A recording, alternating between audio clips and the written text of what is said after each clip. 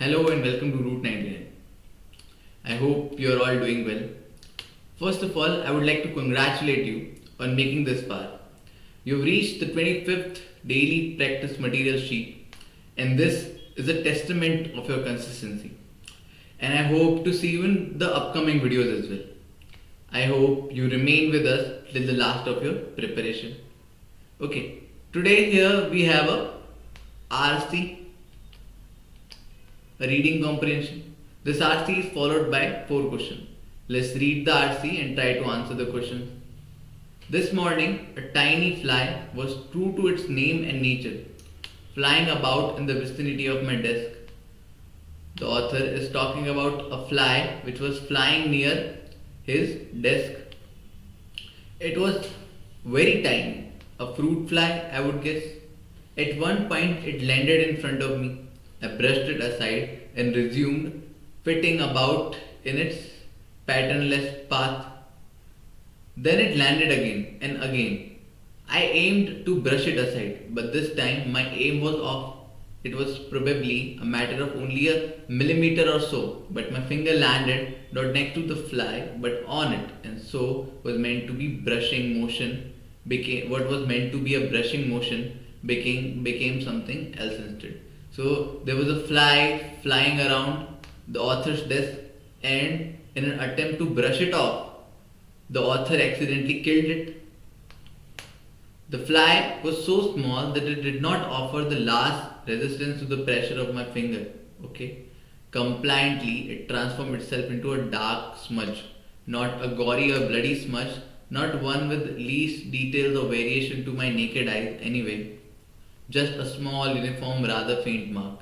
So that B, crushed under the author's thumb, did not uh, did not struggle at all, owing to its tiny size, and it transformed into a dark smudge, a small faint mark which would be hard to differentiate from other things, other marks. Now I'm not a biologist, but I know that fly is an animal, and more specifically an insect. As such, it has or had wings, legs, eyes, antenna, and a host of internal organs. So, author is saying that I may not be a biologist, but I know that fly was an animal. If I say more specifically, it was an insect, and of course, it has or had. The author is trying. The author is being a little humorous here. He's saying that it has or had wings, legs, eyes, antenna, and a host of internal organs before author crushed it. Those parts are in tune made of cells, each of which is usually complex, and in those cells, among many other things, are or were the fly's genes, which in turn embody an astonishing intricacy and an ancient multi-million year history, while in the fly's gut would have been countless bacteria with their own genes, their own goals, world within worlds, now squinched together into a single dark smudge that I'm already finding hard to pinpoint among scratches and coffee rings.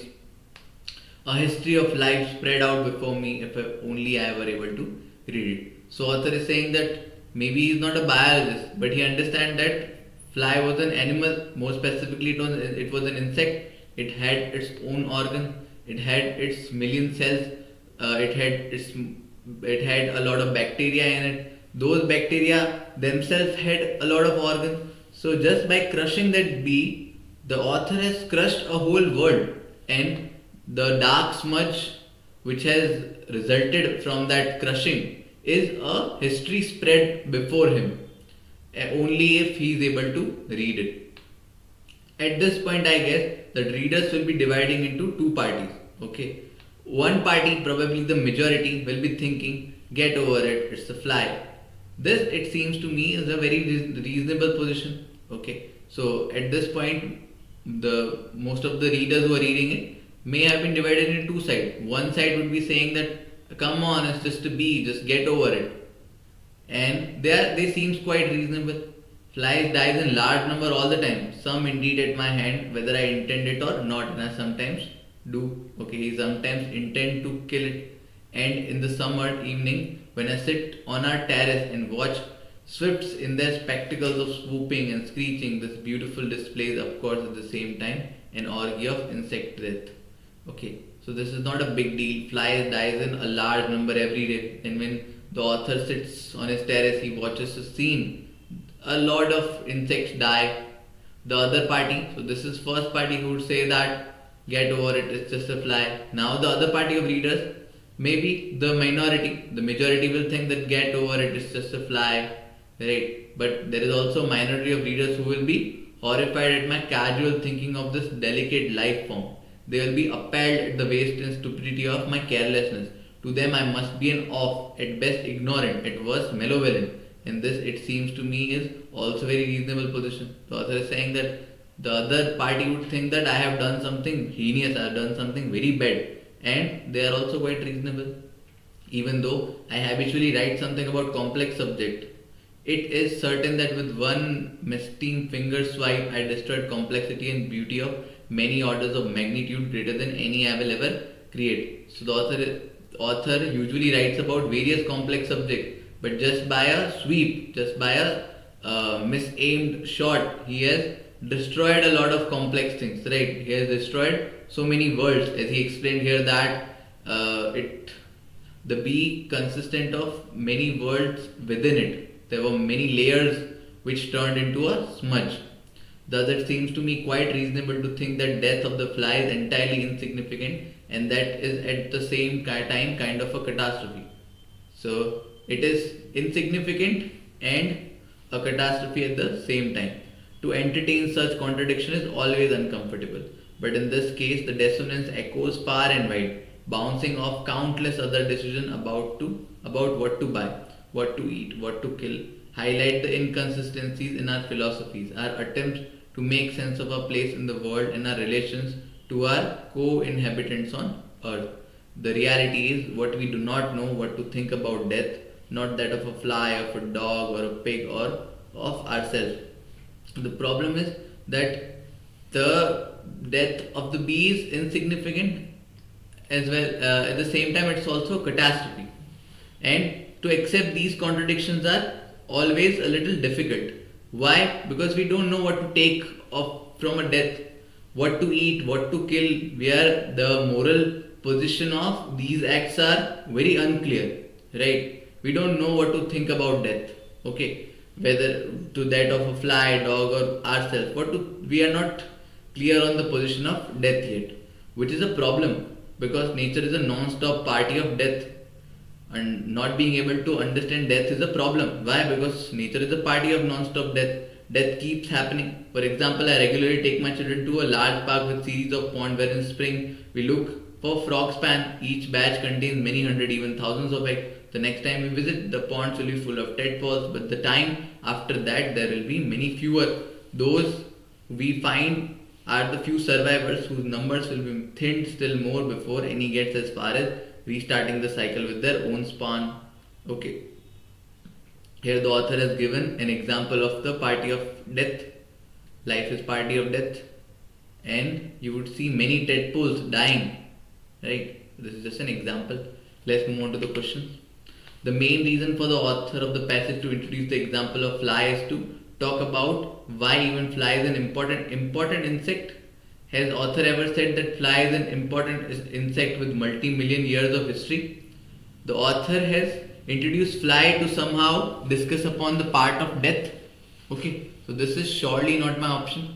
Introduce and discuss the concept of death in general, starting with that of a fly. Yes, it seems like it. Show how even the killing of a fly divides reader into two equal groups.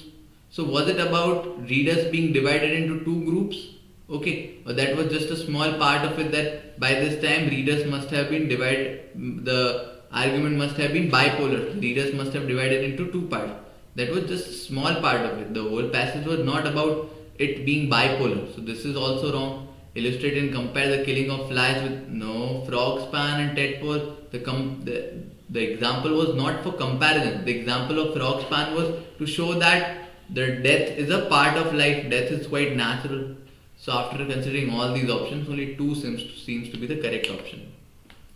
The complexity and beauty mentioned in the passage refers to the beauty of the complex subjects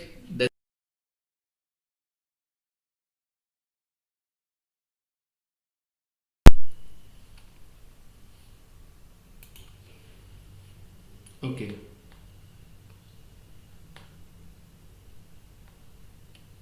The beauty of complex subjects that the author sometimes write about, which are mentioned in the passage. Okay.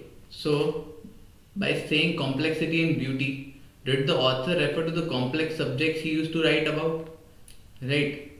The correct answer is no. The beautiful display of swooping and screeching of swift, which is also an orgy of insect death. This is not at all related to the discussion of complexity and beauty. Worlds within world inside, the fly which contains organs, cells, genes and bacteria. Yes, this is what he referred to when he said complexity and beauty. The conversion of the fly into a dark smudge without the least resistance from the fly. Is that complexity and beauty? The correct answer is no. If I trace it back from the passage, he says that where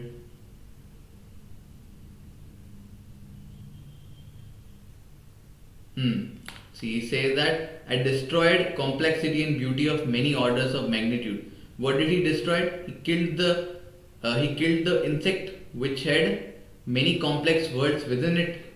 So by complexity and beauty, he meant the worlds within worlds inside the fly. Okay, the bacteria and the genes of the bacteria, the many organs of the bacteria he talked about. Right. According to the author of the passage, are not knowing what to think about death is a good thing? No. Is a bad thing? Yes. Is an issue? More specific. Because of non-stop occurrence of death in the nature. If you see here, it says that the reality is not what to think about death, which is a problem because nature is a non-stop party of death. Is an issue because it's a non-stop occurrence of death in nature. So this is my correct option.